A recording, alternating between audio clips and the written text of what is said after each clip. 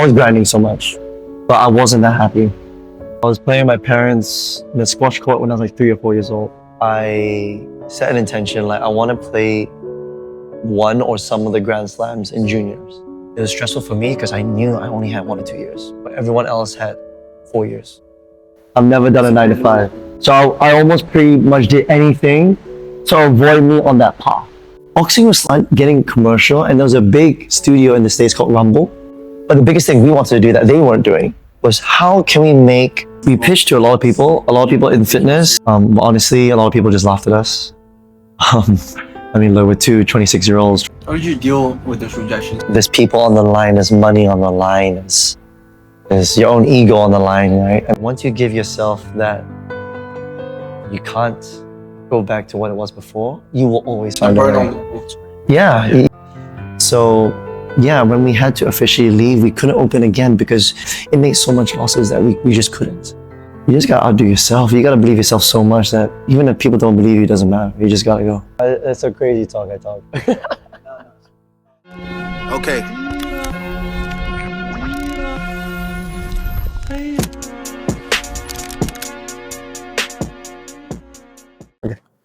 So, hey everyone, welcome back to the second episode of Leaders Unlocked.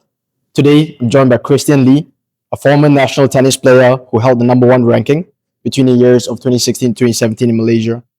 After 2 decades dedicated to the sport, he made the bold decision to step away from tennis and redirected his passion for fitness toward building businesses. Since then, Chris has co-founded and launched multiple ventures including Tribe Studios, Pickle Social Club, and Arts Retreats, all centered around building communities who share a love for fitness and personal growth. Chris, I'm so excited to have you here today. Welcome to the show. Thanks for such a lovely introduction. Yeah, very nice of you to say those things.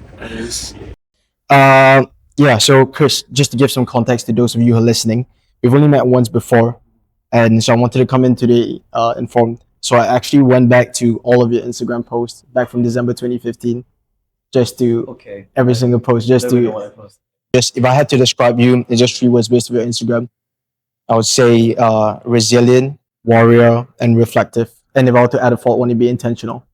All right. I think what I really admire about you is how openly you share both your ups and downs on your social media. And I think, you show that you can use social media as a platform, not just as a highlight reel, but you use it as a space to, pause, reflect, review, which I really admire. And I think reading your posts, from 2015 up till now made me feel like I was walking through the journey with you because you shared and you were vulnerable in, sharing and literally what you're going through at that point in time. I've even stolen some of your wisdom, like some of the phrases. I've written it down, and I will ask you more questions on that later on. Generally been looking forward to sitting here with you today and learning from your experiences and stories and, understanding how you became the person you are today. So let's start at the beginning. What do I need to understand about your earliest years to understand who you are today? They start off even maybe 7, 8 years old, going to teens. I was very sports centric. Playing football, tennis, doing track as well, quite seriously. But I would say tennis was always my main sport. And I was never good at studying. I always gravitated to anything physical, outdoors. And yeah, I feel like doing sports has shaped the person who I am. Sure. During competition, also competing at a young age, you have to be resilient when you try to win matches. Not everything is in your favor. Try to play your best. Try to outdo yourself when things are not going your way or the opponent on the team is better. And I've always felt so compelled to try to test my limits all the time. The competition is the easiest way to showcase that in reality.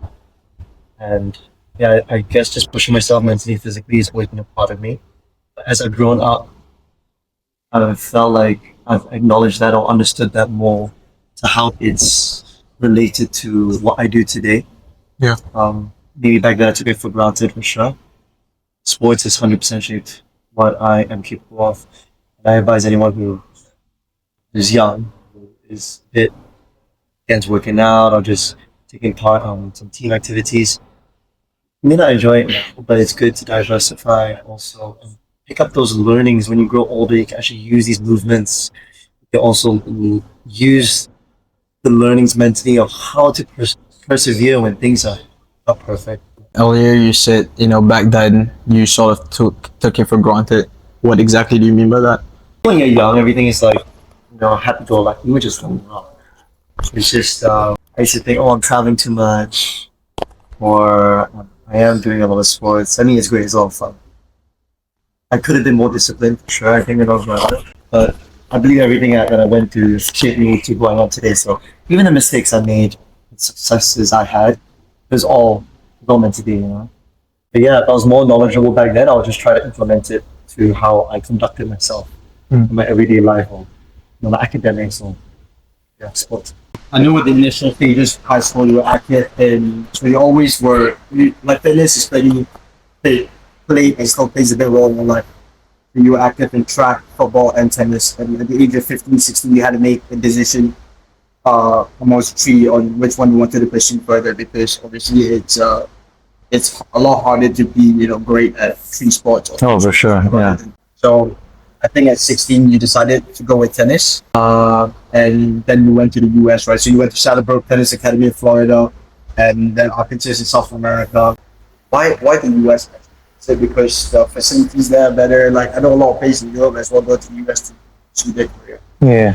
So for sports, for sure, America has the best facilities and programs to study at the same time as compete at a very high level. I don't believe anywhere else in the world can accommodate those two things at the same time. And the facilities there are incredible. I mean, especially if you're able to go to the bigger schools that have like a big budget for sports. I was so fortunate, like my school, Arkansas, our American football stadium hosted 90,000 people, which is bigger than Old Trafford. Old Trafford, what? It's like 80 something, yeah. So I mean, things like that. I mean, we had our own gym to ourselves for like the tennis and golf team. The football team had their own, American football team had their own gym as well. They had like maybe 20 squat racks. It's crazy. It's insane. And some of the guys who went to my school also represented the countries at the Olympics for golf, for track. I mean, not the tennis team. Our tennis team wasn't as good as those other sports, but still, to be part of that kind of environment really pushes you to be better, also helps sustain what you're trying to reach for. Eventually, after you graduate, is to kind of go pro or pursue something in your sport, right?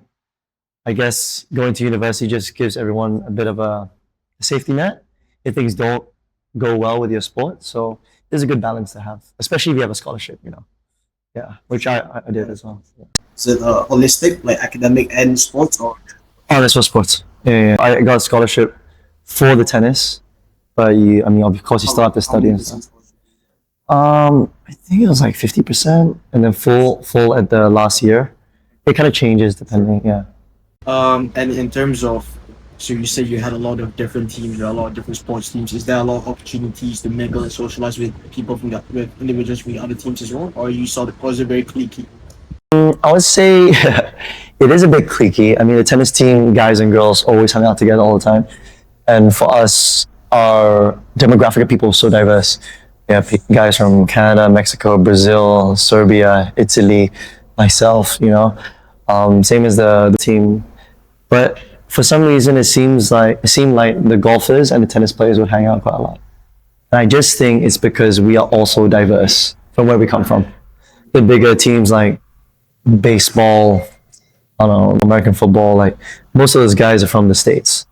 So they already have that kind of culture and similarities. But when you're kind of new, going to a new country or a new state or people you don't know, literally fresh off the boat. You confine in those who also have a similar experience going in, right? So it was quite easy to mingle with those who are international. I mean, there's nothing wrong. Of course, you have similarities. You feel more comfort. People from home you can hang out with. I guess for me, I didn't really have that luxury of many, Malaysians in my school because it was so out there.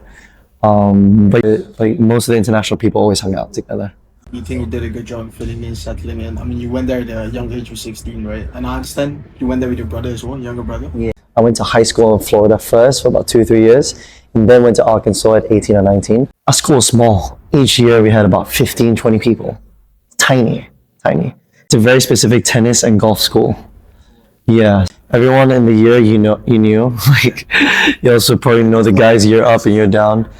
It's really tiny. So we always become like a family because everyone knows each other, right? Yeah. Was it a big jump from moving into high school into uni then? Yeah, I didn't have my brother around. He was still Yeah, I mean, my parents are coming back and forth as well to the university just to check in on us. So at the high school, Saddlebrook. But in university, I was very much isolated.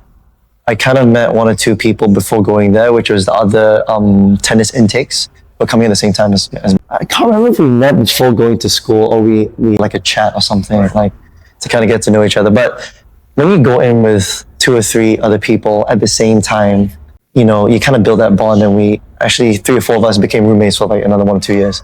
So it was really nice. And yeah, I still talk to a few of them today, and it's Thanks for that, man. And so further on down your tennis career in the US, I think you had this unfortunate event where you were familiar about if you take every 6 months, you don't graduate. You don't get to play another year of tennis. So most athletes get to play 4 years, right? Whereas you only play 2 because you decided to take 2 6 months abroad to get your ranking up, start playing in China, Costa Rica and stuff. So I guess maybe you could say that was your first setback in terms of tennis, like going all the way, taking the risk. 100%. Like, what was that experience like for you? So I think it's a build up to it. So at 16, when I went to Saddlebrook, I set an intention, like I want to play one or some of the Grand Slams in juniors. And I felt like I had the opportunity to play that, but I did have to play quite a few tournaments and do well in them. At the same time, since I was going to the school, I believe they should have advised myself or my family better on what those steps should be in order to pursue this. But at the same time, have a good university experience, which will essentially be playing 4 years. We weren't sharing any information. Obviously we did things that we felt was best at the time, but we had no idea, right? I don't know if I would have changed it, but, it was a bit disappointing. But, through my efforts, I managed to make the Australian Open qualifying. So that was a really nice experience to obviously go to Australia and play.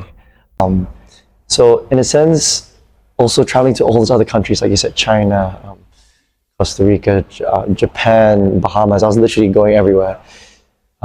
Pakistan, Sri Lanka, like Thailand, it was amazing. Like, I can't take that back, but I guess going as a tennis player, all you do is play tennis. You don't experience the culture. You don't really do any touristy things. You just eat, sleep, tennis like the whole time. So although I went to those places, I didn't get to experience as much as I should have.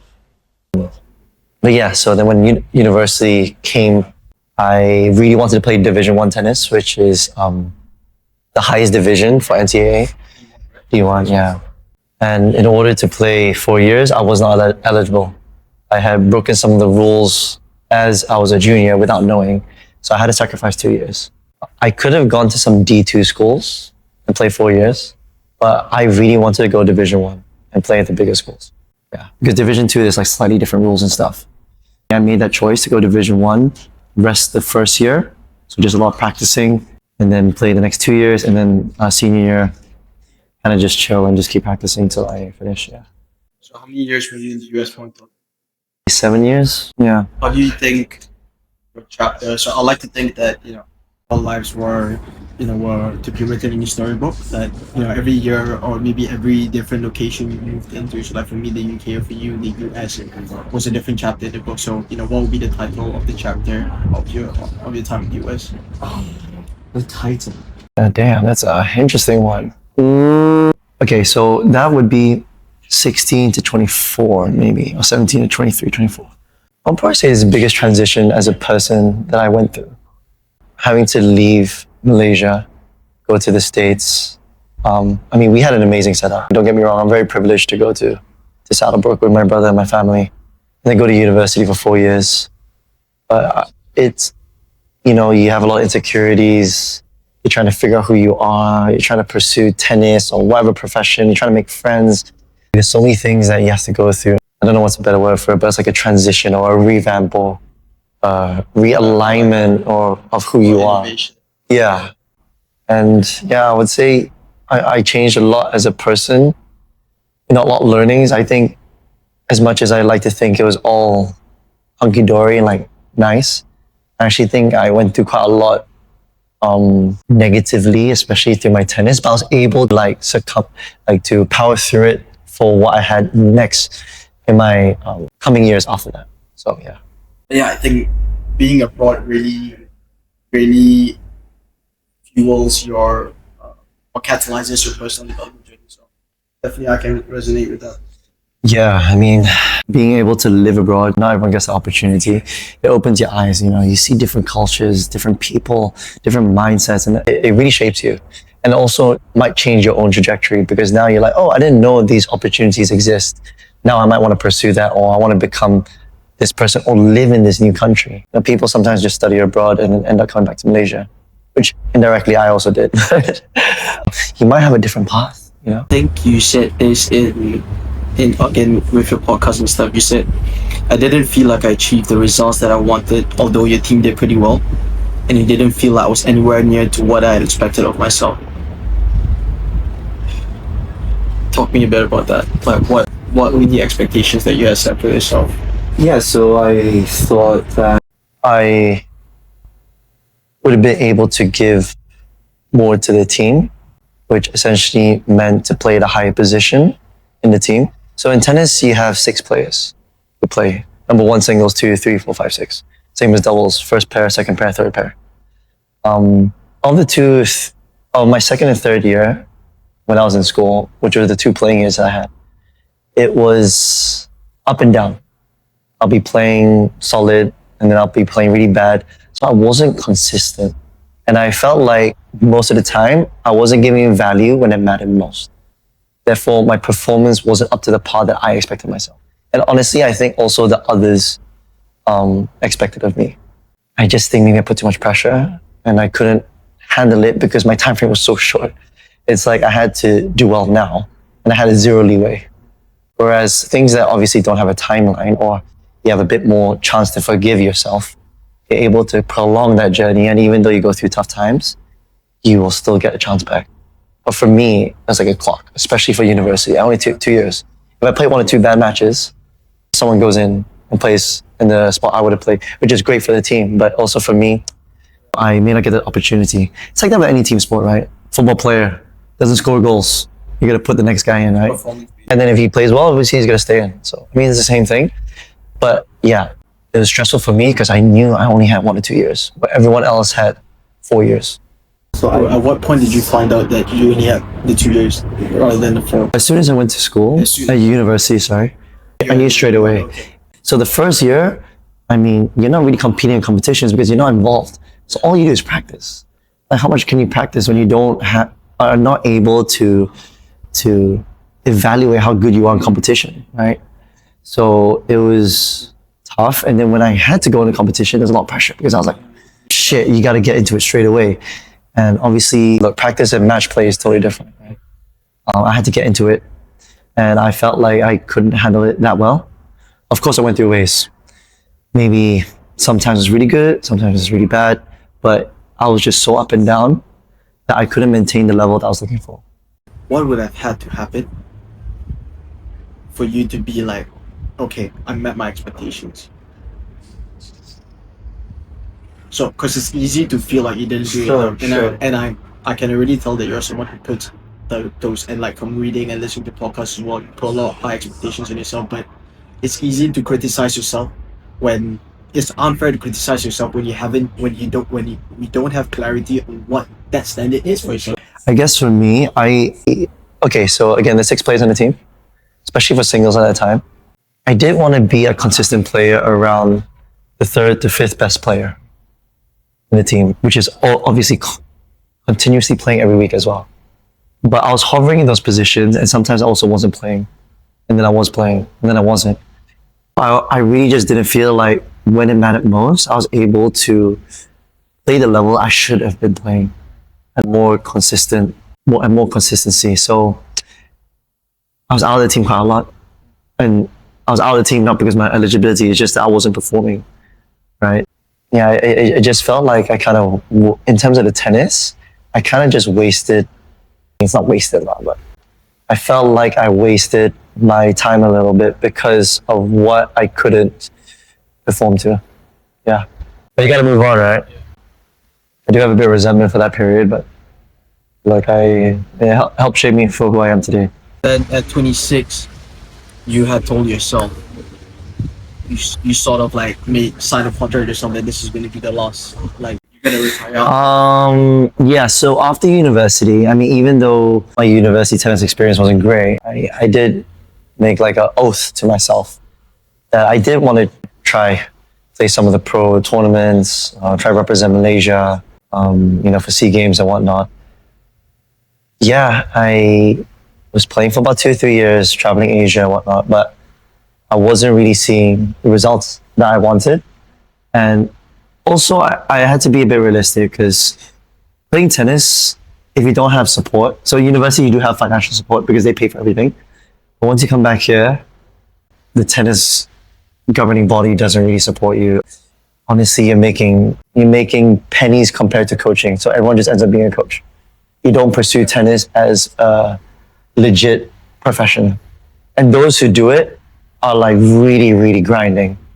And honestly, it's hard to sustain with the allowance that they give. So What is the allowance? it's not much. Yeah, don't quote me, but I think it's like 2K per month or something. Like it's tough. Of course, you get winnings from tournaments, it helps. But just to give people clarity, if you're the number one tennis player in Malaysia, there's about 6 national tournaments in a year. Let's assume you win every single national tournament. Each national tournament, the winner gets 4K. 4K times 6, 24K. That's assuming you are the winner. That's crazy. You're not going to win every time, even if you're the best player, right? Second best player, you're making half of that. So like, it's really not sustainable. You have to do it because you love it. Even loving it, you can only go so far. If you don't have any, I think I got to a point where, I wasn't really using my money, it was my parents' money. And I also felt like, look, I'm not really going anywhere. Let's be real. I would love to, but it's not something that I'm feeling good about because of all that kind of pressure. And also, there's not enough backing from outside sources for Malaysia. I was hovering from 1, 2, and 3 in Malaysia for the years that I was playing in terms of ranking.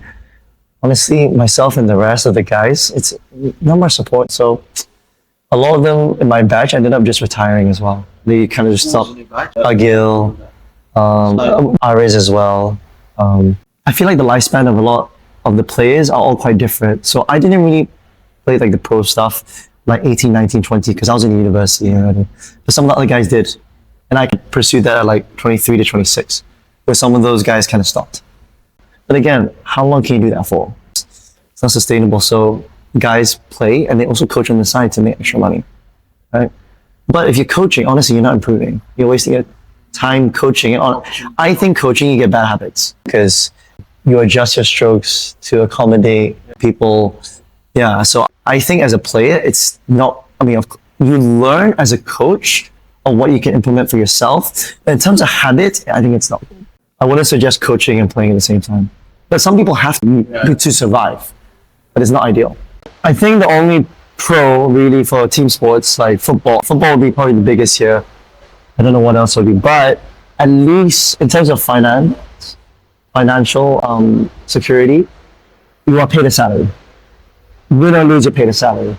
Tennis, you lose, you get no money. You get negative actually. Let's say I pay to travel for a tournament, pay for flights, 1.5K, 1K, pay for a hotel, $1,000 maybe. If I lose the first round or second round, you lose all that money. Even if you win the tournament, you barely cover the costs. So, I think golf is probably the same. Yeah, so the individual sports, if you don't have a backing, it's very difficult.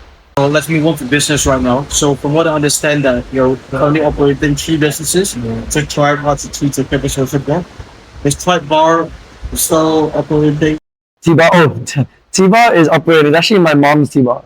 Okay. So my mom makes protein bars. Actually, she made it because of me. Because I was traveling to a lot of tournaments and I didn't have access to healthy and good food on the road and playing matches. So she made the bar and actually a couple of people tried it And yeah, she's been making it for people ever since then for 7, 8 years. So that's crazy. I still eat it a lot today. It feels it's still running. yeah, it's still going. Yeah. It's low key, but like yeah. You sell it at like So we sell it at a couple gyms and a couple of sports centers and stuff. Yeah. You started Tribe with Mark too, right? And you guys, after a year of planning in 2017, I think you launched on the 5th of May 2018.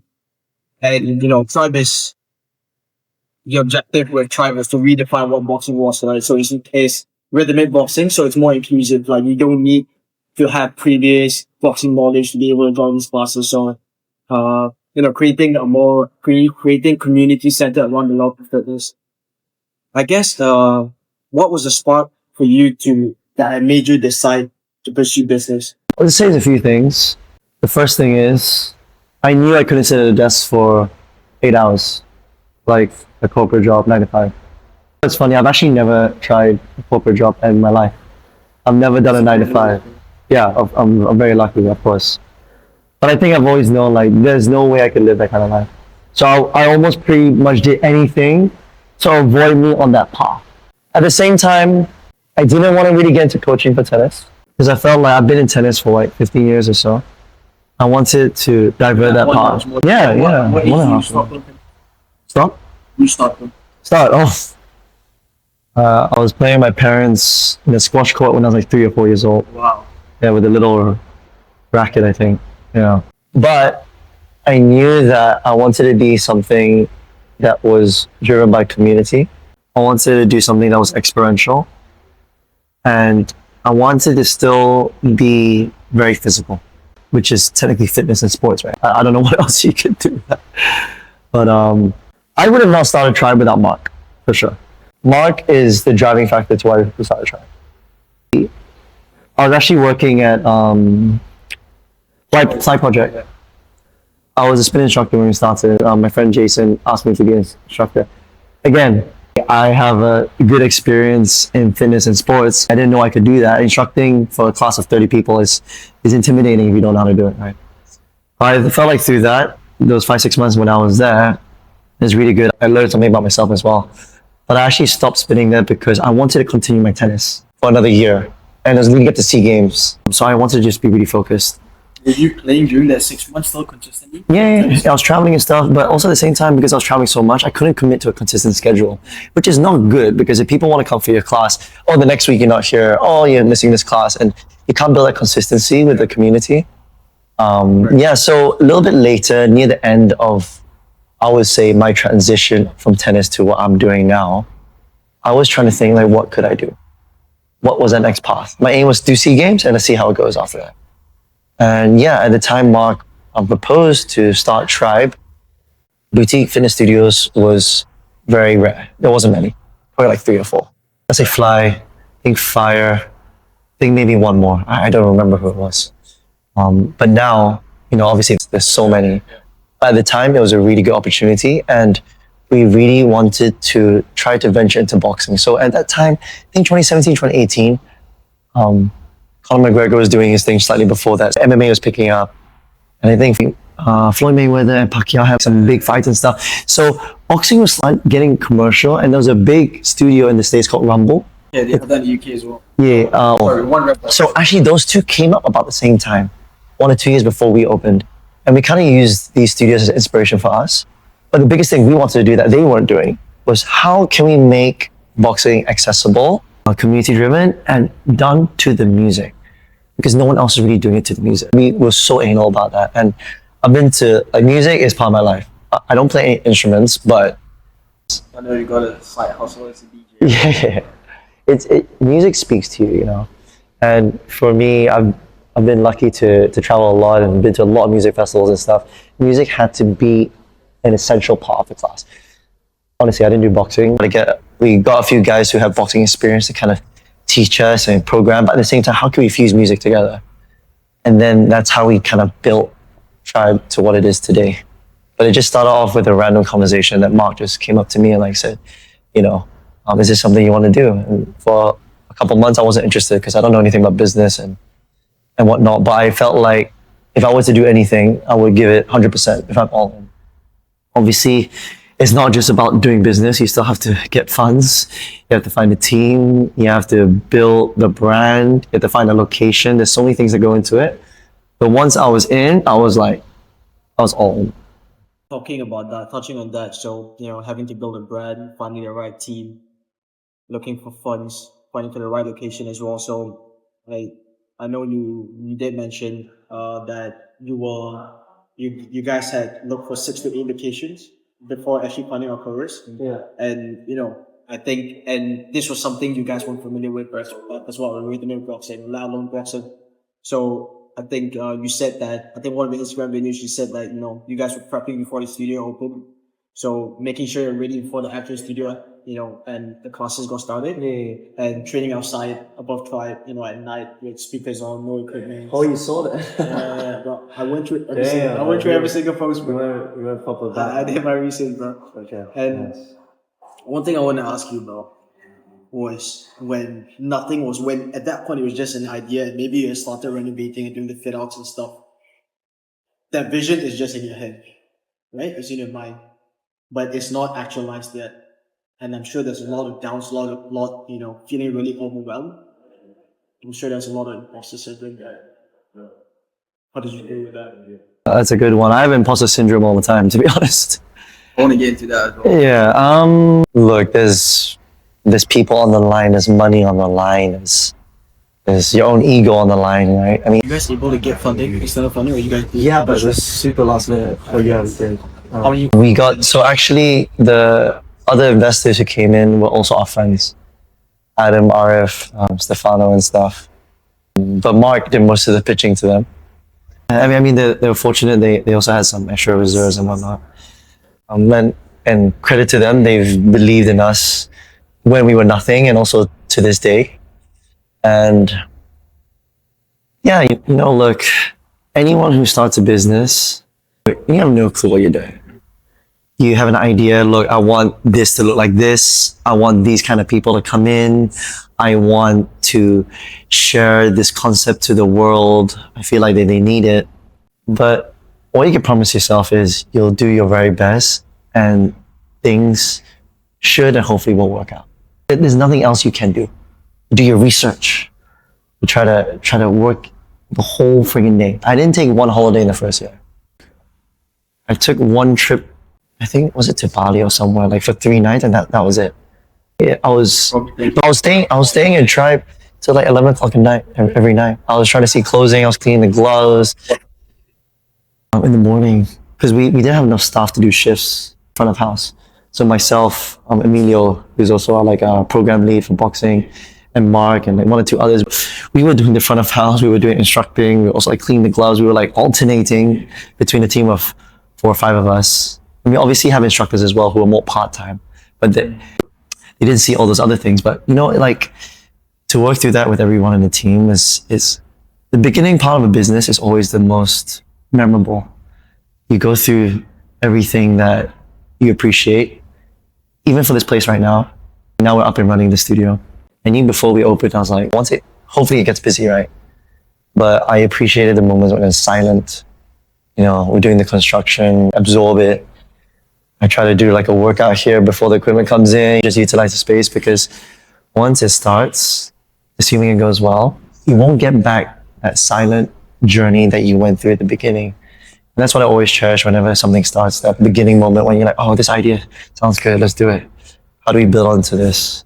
Especially for a brick and mortar business, it looks like nothing, and all of a sudden it becomes this building. It becomes you see the walls come up, the paint, the furniture. It's always very, very memorable to me, and seeing myself and the team work hard, a lot of fun. Do you guys get any external investors outside your friend? Oh, we tried for sure. We pitched to a lot of people in fitness, in the industry and outside. But honestly, a lot of people just laughed at us. I mean, we're 2 26-year-olds, 27-year-olds. How did you actually respond? You remember? I mean, we had a deck, we prepared it. And, we just pitch our idea. We show what we're trying to do, where we're doing it, how much do we need.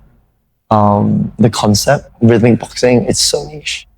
To convince people that's a good idea is extremely tough, and Yeah, there was one very memorable person. I forgot where she, which owner she is, or which studio. Yeah, that's cool. But she really downplayed the idea, and I almost felt like she said like, don't give it a try. You know, I don't think it's a good idea. I don't think you should pursue it. I don't remember the exact words she said, but this is the feeling she gave me and Mark. You remember how you felt? Yeah, I remember like, oh shit, that wasn't a great one, you know. And obviously you have doubts. People are gonna doubt you, even if you know they know you. You know, friends and family might doubt you. I mean, my family didn't doubt me, but like other people, they can. Sometimes they're either protecting you or they don't trust your skills or they don't see your vision. So sometimes you just gotta outdo yourself. You gotta believe yourself so much that even if people don't believe you, it doesn't matter. You just gotta go. How did you deal with those rejections? I think if you set targets where you can't look back, there's literally no return. Even though there is a return, there's still a choice at some point. Like, hey, let's pull out. Once you give yourself that die, you gotta go all in, you'll find a way. What was that die that Mark had given? Okay, the period is a bit foggy to me, but I believe we had secured a chorus, the location. Initially, we were gonna get the upper floor, but we didn't like it so much. And that ground floor that we have now is amazing. And that came an opportunity. We're like, we have it, but we don't have the money. We don't have the team yet, but we want to get it. We almost set this as a goal. Like, we need this. So we need to make sure we raise enough funds in order for us to get this lot, right? So I would say that was like our die moment, because we have some funds for renovation, but not all the funds. And we already started all those things. We have to see it through. You can't pull out. Right? Yeah, so they literally one foot in the door and you can't hold back. And again, once you give yourself that you can't go back to what it was before, you will always find a way. You'll find a way. You'll find a way to survive. What was the, you don't mind me asking, what was the, in terms of figures, how much do you guys come up with funds-wise to start the business, right? I think it was about 800 to 1 mil. 800K to 1 mil. Yeah, but we didn't have all of it at the beginning. We had probably had maybe half or... Yeah, but we had to keep building, and then we obviously needed a bit more time to pay back the people that we had to pay back. But it's a hustle. Yeah. I mean, from my side, my family obviously supported me. I didn't have that kind of cash to kind of pursue that. But like, you know, my parents and my family have always been supportive of me, and I really appreciate them. They're the best. I think you guys launched another studio called CirqueFit in November 2018, but you guys closed in May 2019, right? Because of the building management, due to not alleged noise complaints and concerns regarding your studio equipment. So, what was that like? That was really tough. So I had a really emotional year that year. That was 2019. I mean, like, to be honest, we went pretty big. We tried to open another studio at the end of 2018, considering we just opened one at the beginning of 2018. So it was very ambitious. I feel like we were about 60-70% ready. We didn't have enough of the foundations to go really hard and well in. But as we were picking up traction, we had this really terrible situation with the landlords, and almost they didn't want us to stay. And you know, when a landlord doesn't want you to stay, I'm sure if you ask any business owner, they'll find ways to kind of get you out, and you don't really have the capacity or the funds to kind of fight them, you know? And we came in to say, look, we're going to be a fitness studio. We're going to have loud music. We're going to have like weights and stuff. But as soon as we started, all that turned on the music, don't drop weights down. Like, what? So what kind of workout can you do? Like, why did they even let us come in the first place? You know? So yeah, when we had to officially leave, we couldn't open again because that was a separate company, by the way. It made so much losses that we just couldn't.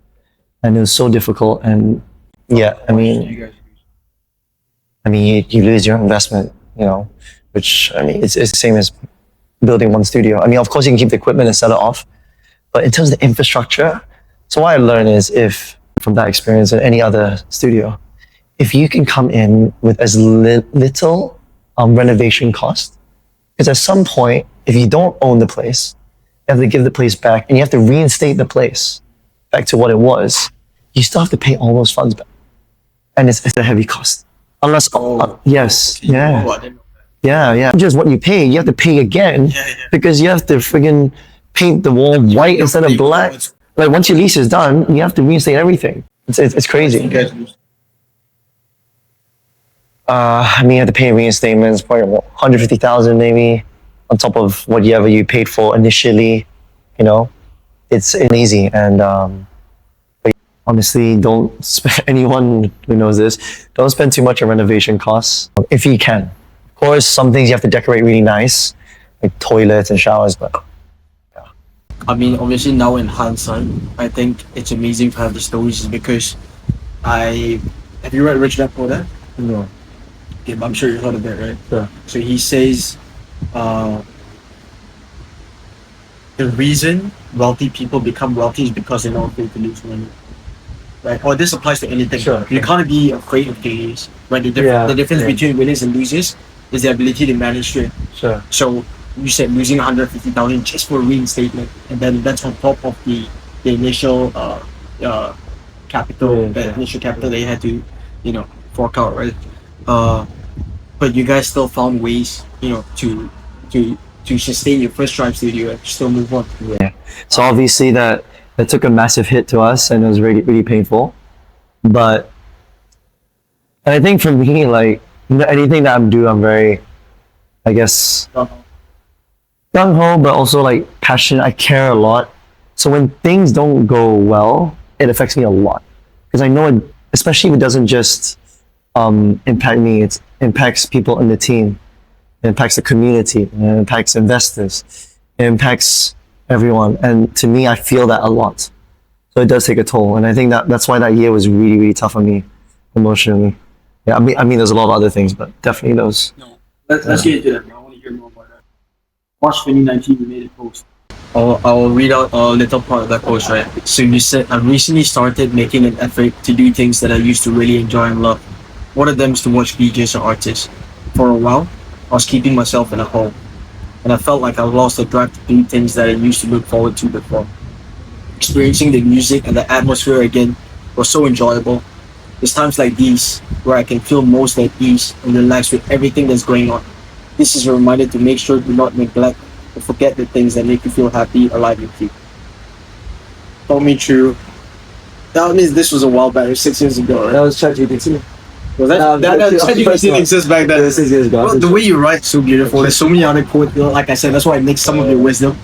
But I guess this ties into what you're saying. You struggle with a lot of things aside from business, personally as well. And I assume that was, with the identity crisis of, pursuing tennis for so long and then now doing something else. So help me through that, bro.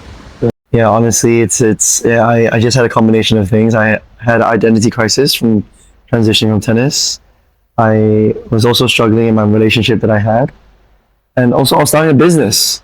And all those things kind of like, yeah, it's like all at one go. Even though actually Tribe when we started was doing really well. I was grinding so much, but I wasn't that happy. But because I was kind of like depressed, I think it pushed me to push Tribe really hard because this is what I had. And I felt like I had to make it work. So I mean, when I look back, I'm like, shit, I was a fitness instructor, but I wasn't really working out that much. I didn't see my friends at all. Like, all these things I mentioned in that post that I used to enjoy or love, I was not prioritizing at all. It was just not the back of my mind. Oh, I couldn't. Like, when you're depressed, it's so, you just get stuck in a hole and you don't know what to do sometimes.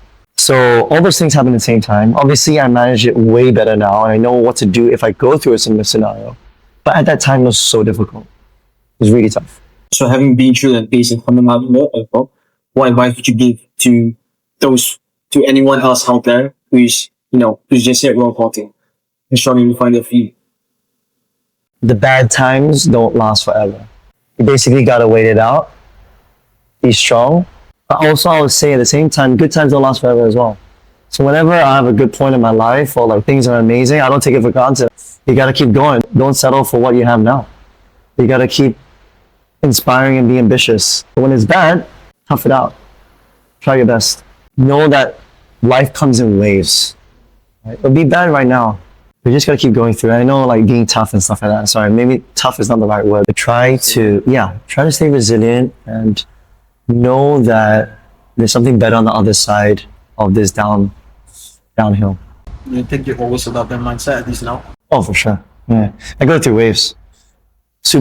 I have like one or two really bad months or weeks, and then it gets really high. Like I love my life and stuff like that. But I realize I'm very much an adrenaline junkie kind of thing. So my life is always gonna be like that. I don't think my life is ever gonna be like this, like really consistent, good or bad. My life's always gonna be like that. Does state exist for anyone? That state. I think a lot of people can be content with their lives, so they're always here, and things are never amazing, never bad. Like it's rare. It's really rare, but it's possible. July 19th, you guys had a situation where you had a shortage on instructors at Tribe. I think one of your staffs like was injured and was out for a bit.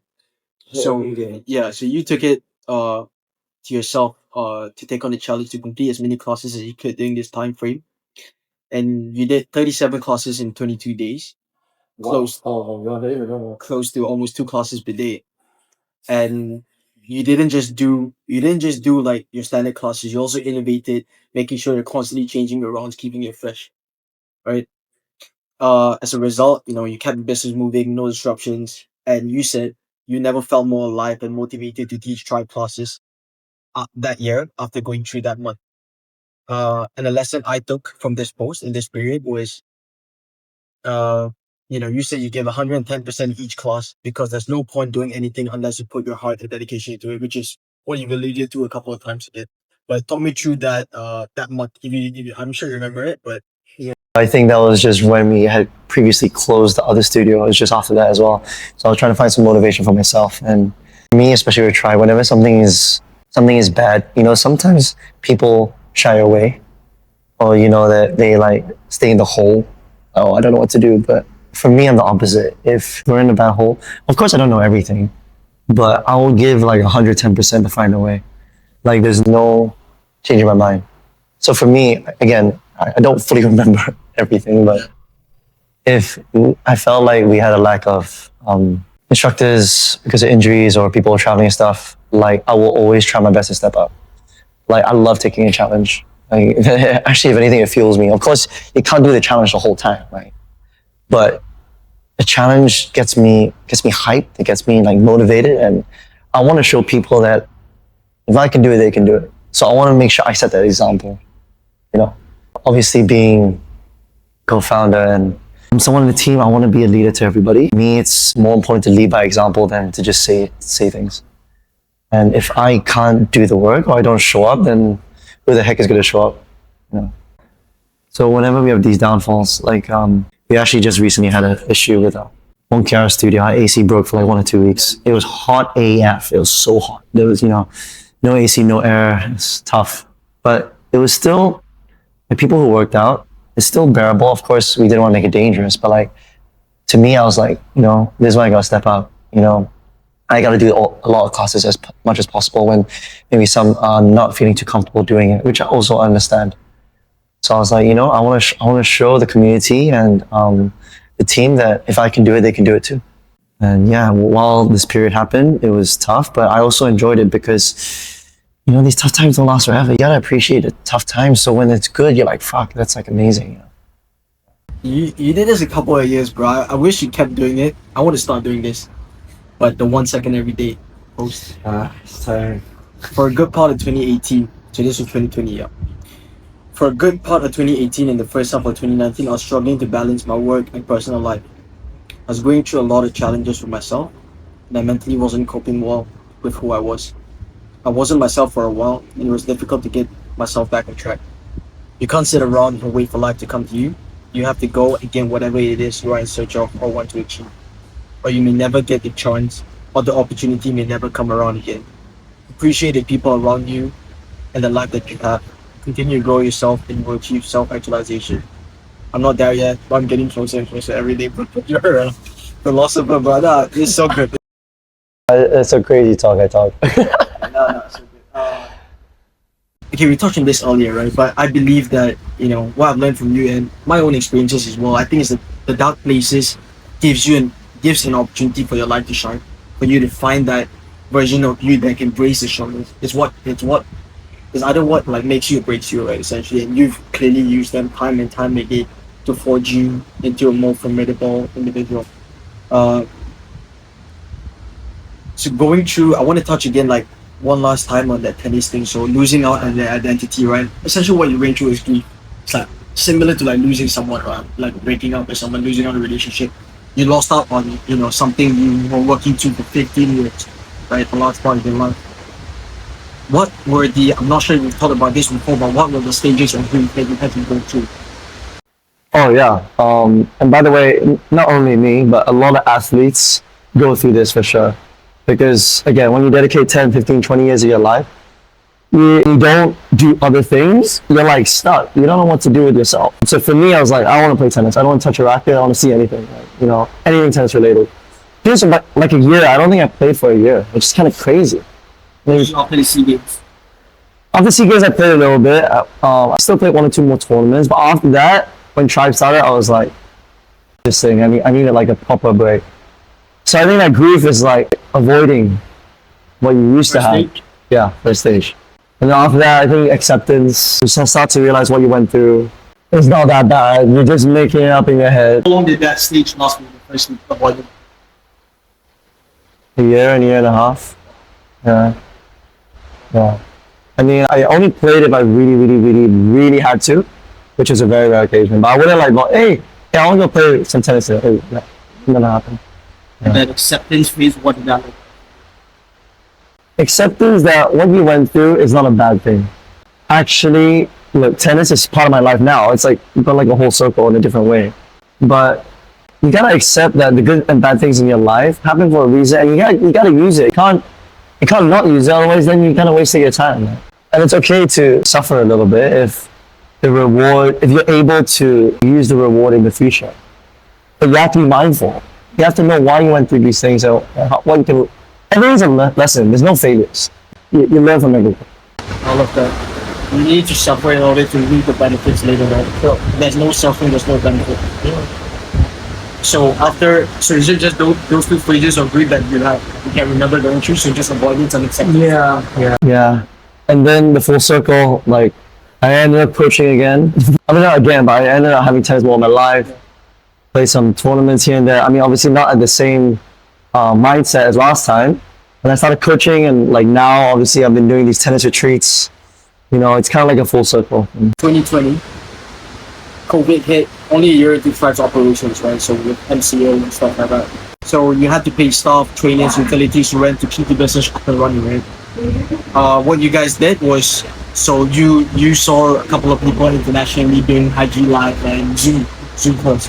So you guys launched online classes there as well. And as a result, you guys hosted live virtual sessions, not having any experience of speaking in front of the camera. I remember you saying you gave your mom, your dogs in the background as well.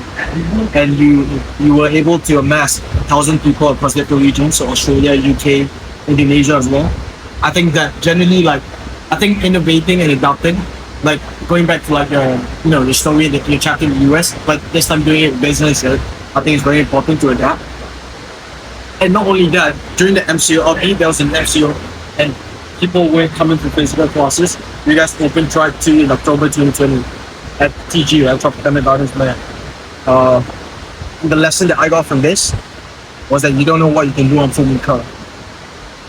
What would you do? Cool. So I would say one of my biggest strengths for sure is adapting.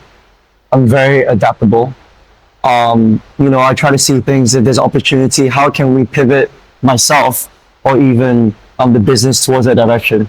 Whether or not it's a trend or what is working or what are the people looking for, I feel like that's something that I've got a really good eye for.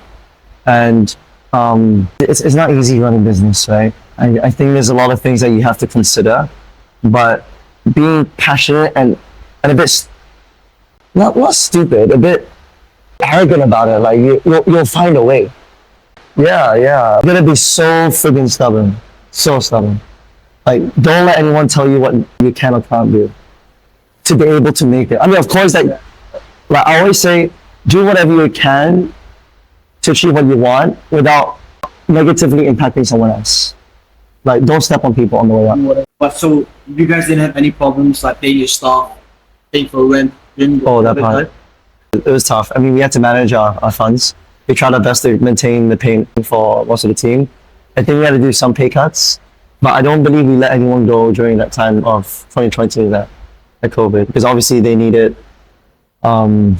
Yeah, so we're trying to look after the team as much as possible. But it was very difficult, like don't get me wrong. I don't know how we went through that, but we came out stronger with the community for sure. I think one of the biggest nightmares of any business owner is not having enough funds for your staff like next paycheck. Would you guys deal with that? Yeah, I mean, obviously we go through seasons when it gets a bit tougher and whatnot, but you know, we try to manage the best we can, and paying staff obviously is one of the most important things. You can't let them down, right? Once you lose trust of the team, or not even the funds, but like in any way, like whether or not how you act with them and how you represent yourself, it's really, really important. So I always want to make sure the team is as happy as possible and also passionate about the work they do. Yeah. But anyways, thank you so much, Christian. If we'll have a part 2, hopefully soon. Sure. If people want to find out more about you or what you do, or check out Tribe or Fitness Works Club, where can they find out more about you? Instagram? Yeah, sure. Yeah. Instagram. Christian, what's your address? Christian.lcw. All right. Thank you so much, Christian. Love you speaking to you. All right, thanks, dude. Yeah, that was fun.